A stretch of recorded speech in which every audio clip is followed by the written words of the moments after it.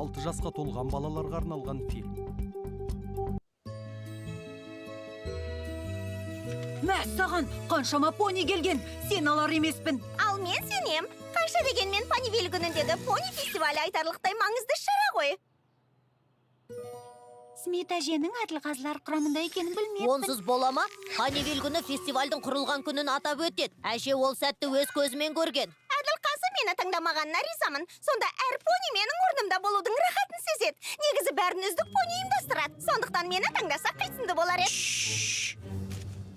Понивиль тұрғындары, биыл үміткерлер кіл үздіктер. Алайда тек біреуі ғана Понивиль күнінде ең үздік пони атанбақ. Ол понидің аты...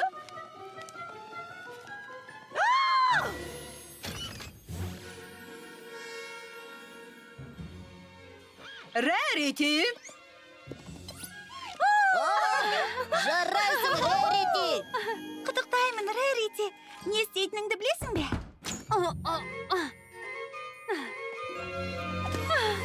Бірнеше идеям бар. Сүйкімді пони, сүйкімді пони. Сүйкімді пони, сені көп күттік. Сүйкімді пони, әлемге ғажайып нұрыңды төк. Риясыз күлкі мейірім, шын жүрекпен сыйларсың бізге. Түрлі оқиғаның Сәніміз ғажайып біздің әніміз бұл. Сүйкімді пони, дос болайық бәріміз бірге. My Little Pony. Достық жеңілмейтін күш. Қарапайым үлгі.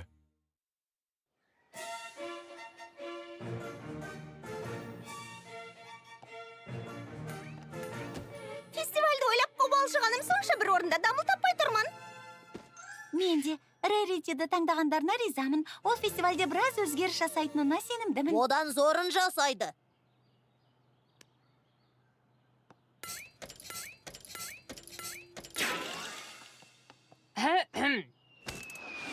Рарити ұйымдастыратын биылғы Понивиль фестивалінде жоғары деңгейлі іс-шаралар өткізілмек. Мысалы, шырынның дәмін сынау және жабық аукцион.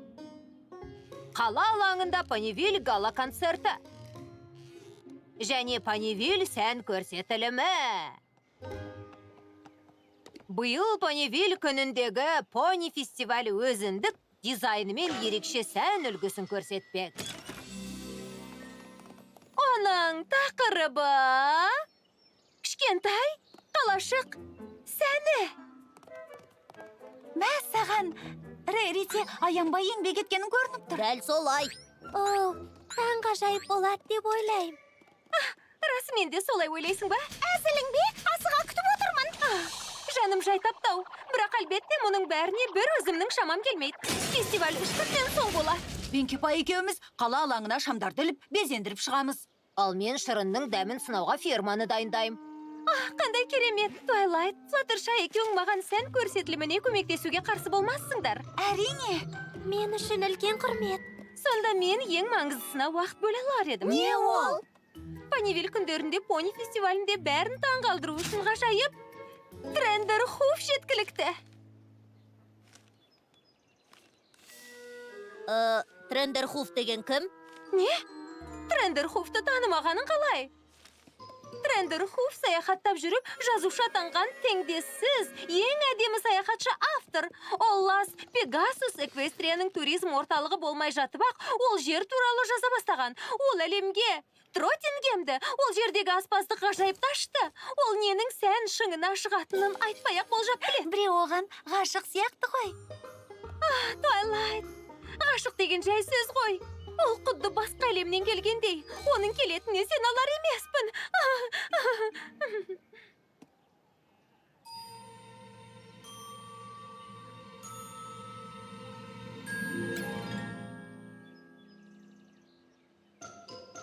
Менімен бірге келгеніңе көп рахмет, Твайлайт. Трендер Хуфты жалғыз өзім күтіп ала алмас едім. Оқасы жоқ. Онымен кездесуді ойлап, сонша қобалжығаның не? Анау сол ма? Оны көріп тұрмысың, Твайлайт? Ол қайда? Сенімсізбін. Ойынан айнып келмей қалмайтын шығар, Твайлайт, оны көрмей тұрмын, келмей қалса ше? Бүкіл мереке құрдымға кететін болды, Твайлайт, ол қайда? кешіріңіздер. Рерити, сабырға келгенің дұрыс. Сен оны өмірі көрген жоқсың ғой.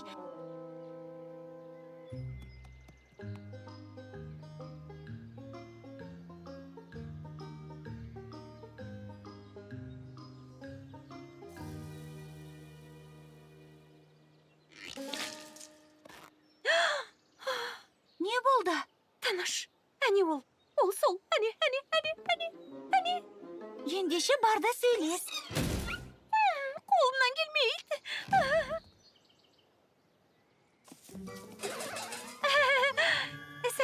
Сәлеметсіз бе? Трендерхоф мырза, мен Реритимін.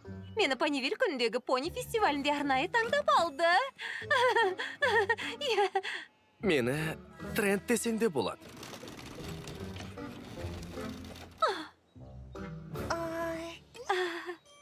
Ал мұнда фестивальдің шарықтау шегі болады. Понивиль күніне арналған гала-концерт. Музыка, би және жергілікті ең дәмді тағамдардан құралған ас мәзірі ұсынылмақ. Спрингфлинг Манхэттенде той өткізді дегенде еске салды. Бұл туралы Галлуп пен Франста жазып едім. Дәл өзі. Шығармаларыңыздан қалай шабыттанғанымды айтып жеткізе алмаймын. Ал ең соңғысы тәтті алма қақпалары. Понивильдің жүрегі, солай десе де болады. Шап-шағын сүйкімді ауылымыз осы жерден бастау алады. Қарасаң көз тоймас. Бұл жер туралы естігенмін. Алайда өз көзімен көрген соң жұмыс істеп тұрған фермаға өз аяғымен бару, расымен де бәрінің қандай шынайы екенін сезесің. Иә. Дәл осында расымен де алмалар өсіріледі. Рахмет саған, Рерити. Мен осында ертіп келгеніңе рахмет. Бұл ферма шынымен де ерекше жер екен. Бұл жерді фестиваль кезінде әдемі асханаға айналдырып жібермек болып едім. Алайда бұл жердің кереметін тек қазір ғана байқадым. Табиғи әдемі. Әлбетте, табиғи сұлу.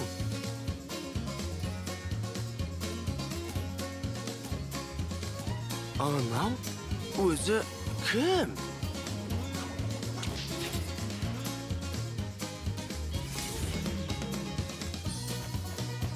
Кім? Эпплджек?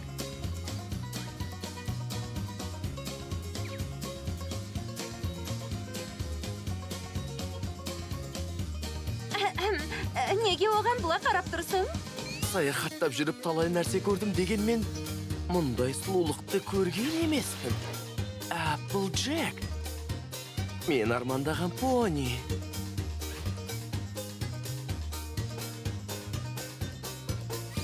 Рерити, қайдасың?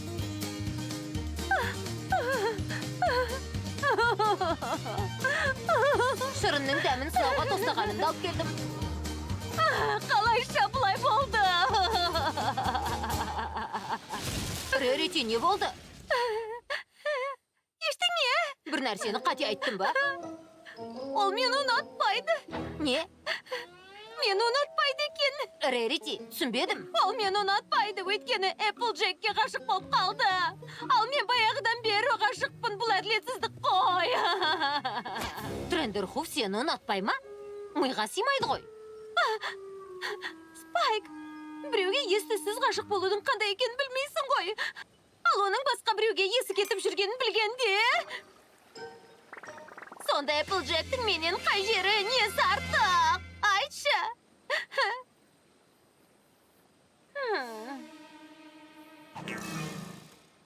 Білесің бе, жергілікті понилардың еңбекқорлығына құрметім зор.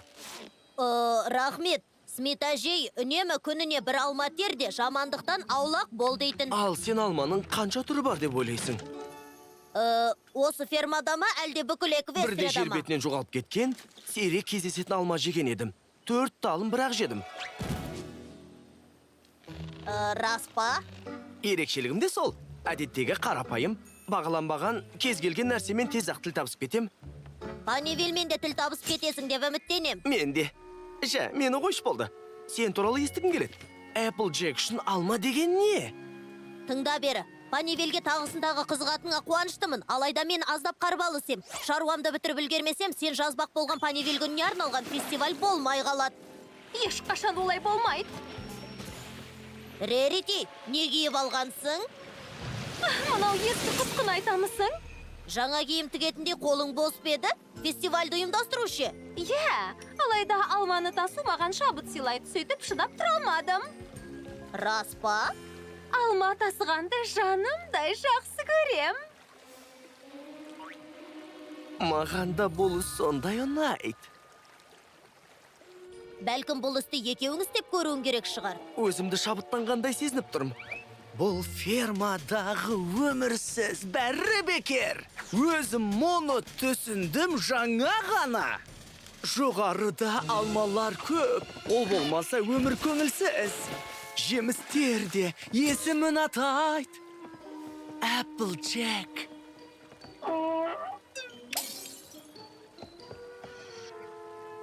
Рерити, неге жер жыртқын келіп қалды? Боясы артық етпесет. Әлде маған солай көріне ме? Жуып тазаласа ше? Гала концертке дайындықты тексеруіміз керек қой. Иә, бірақ Трентті ферма өмірі қызықтыратын сияқты. Егер мен оған менің де Applejack сияқты ферма сүйгіш екенімді дәлелдемесем, оны фестивальмен қызықтыра алмаймын. Фестиваль дейді. Дәл солай. Көмек қолын созғаныңа алғысым шексіз. Сенсіз қолымнан түк келмес еді, Спайк. Дос деген сол үшін керек қой. Дұрыс, қанеки. Жүрсеңші. Ферма бәлесі. Applejack мұны қалай істейді? Соқаны өзіңе байласаң іске асар ед. Сен не істеп жатырсың? Шаруашылыққа көмектесіп жатырмын. Өйткені бұл істі жақсы көремін ғой. Егер бұл саған қызық болса, фестивальден кейін саған бәрін егжей-тегжейлі үйретейін. Бірақ қазір қарсы болмасаң, жер жыртып тастауым керек. Қарсы емеспін. Қалай оп-оңай істейді десеңші. Көрдім. Ол керемет қой, иә?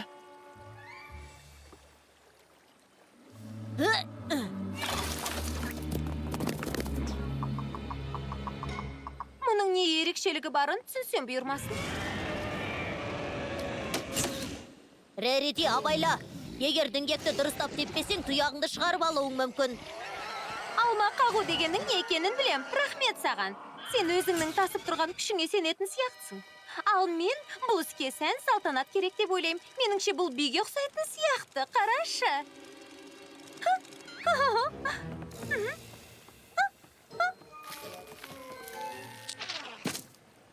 Міне. Ия, сән салтанат саған жарасат. Рахмет. Ал енді рұқсат болса, тағы біраз шаруам бар еді. Іште.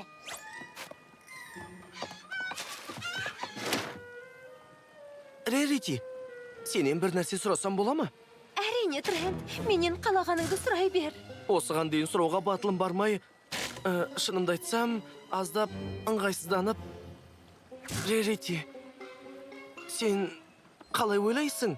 Applejack фестивальге менімен барам екен? Неге өзінен сұрамайсың оса?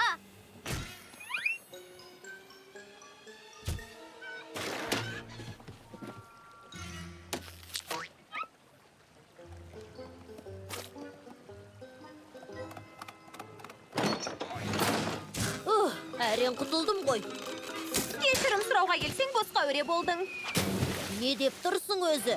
Бәрінде бетке айтайық. Тыңда бері. Трентке ұнауға тырысып жүргеніңді білем. Ұнаймын да. Бір понидің кедергісіне қарамастан.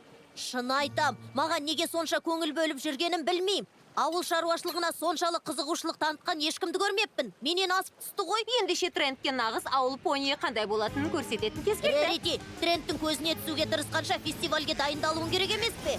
Саған ұнайтынына сенімдімін. Фестивальді жаңаша елестете бастадым. Нағыз ауылдық үлгіде болады.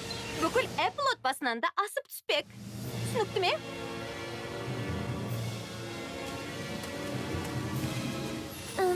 Бәрін өзгертуге тым кеш болып кетпеді ме? Applejack, не болды? Болжауға да қорқып тұрмын. Біріншіден, келгендерің үшін бәріңе алғыс айтам. Екіншіден, фестивальдің жаңа үлгісі бәріңе ұнайтынына сенімдімін.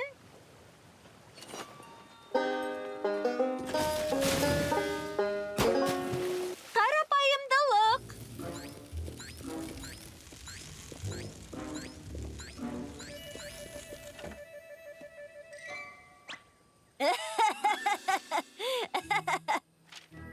Несі күлкілі?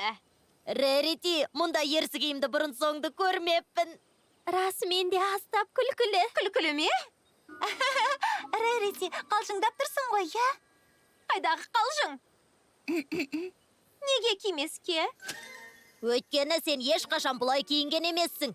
Сен сән, зиялы қауым, әдемі дүниені жақсы көресің. Сонымен қатар жер жыртып, алма тасыған ұнауы да мүмкін. Жақсы көрмейсің ғой. Не жақсы көретінімді қайдан білесің? Өйткені сені жақсы білем. Қайдам, мені жақсы танымайтын сияқтысың ғой. Трендерхуфтың да ауыл шаруашылығына қызығушылық танытқаны жай ғана сәйкестік деп ойлайын ба? Нені меңзеп тұрғаныңды түсінсем бұйырмасын. Ендеше саған көмектесуіме тура келеді. Көрсете бер. Ал енді рұқсат етсеңдер, фестиваль сияқты бір нәрсе ұйымдастыруым керек.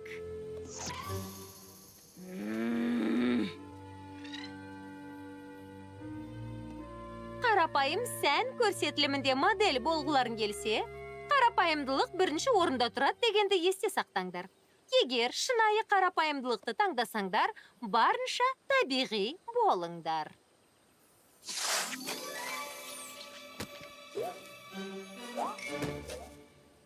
Ал енді барып, осыған ұқсас бір нәрсе тауып киіңдер. Сән көрсетілімінде келесі модель кім? Айтыңдар? Apple Jewel. Ол кім тағы?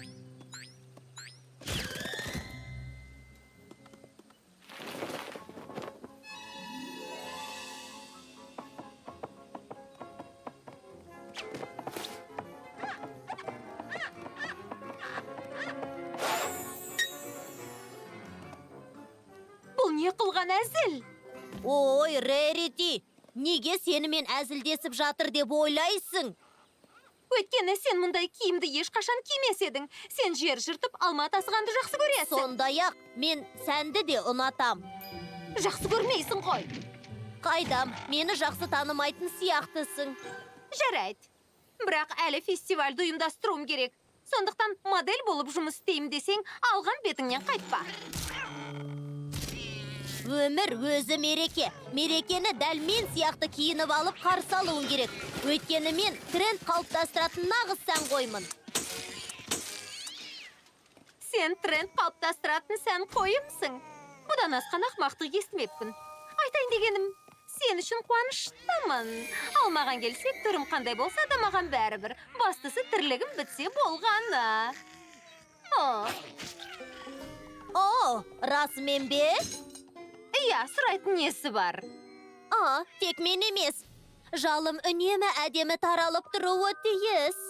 Ал менің жалым шаң-шаң, ұшы ұштанып кеткен. Міне, бұлай. Тұяғымның жылтырайтыны сонша, өз бейнеңді көруге де болады. Менің тұяғым далада жұмыс істегеннен құрғап, жарылып кеткен. Сәннен қалмайым ғой шіркін. Қап сияқты шалбармен жүремін. Иісім раушан гүліндей. Ал мен балшыққа батқанды жақсы көрем.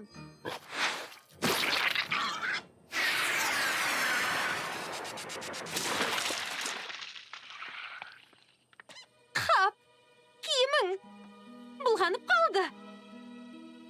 Тұяғымдағы мына сүйкімсіз балшықты сүртіп тастауға майлық әкеп беретін біреу бар ма? Мен танитын Рерити осы.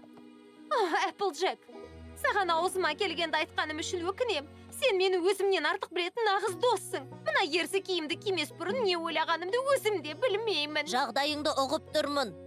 Бірақ сен менің қандай ақымақтық жасап жүргенімді көрсетуге тырыстың. Бәрін дұрыс айтыпсың. Айтпақшы, саған көйлек керемет жарасады екен. Бұлғап тастағанымды қарашы енді. Рахмет, әдемі ғой, я? Сұмдық ғажап. Қайдан тауып алғансың? Сенің көйлегіңнің бірі ғой. Маған 3 литр қайнаған суымен таудай ұнтақ керек, тез. Мен Панивилге көшемін. Эквестриядағы ең танымал пони болған шаршатып жібереді екен. Өзімнің экзотикалық шытырманға толы өмірімді қойып, фермада тұрақтағым келеді. Не? Енді мұның жақсы, я. Бірақ сен тәтті алма қақпалар туралы Ой. айтып тұрған жоқ шығарсың. Тыңдашы, сен жап-жақсы жігітсің, бірақ Меніңше, Applejack'тың айтпағы, понилердің бір жағымсыз қасиеті бар. Олар тек біреуге ұнау үшін бір сәтте өзгеріп шыға келеді. Егер біреу сені бар күйіңді жақсы көрмесе, демек, ол оның мәселесі деген сөз. Ой, ыңғайсыз болды. Жоға, негізі қандай күйде екеніңді сезіп тұрмын. Не ойладың, Рерити? Кішкентай қалашық сәніне оралуға әлі де кеш емес қой. Менің қолымнан келеді.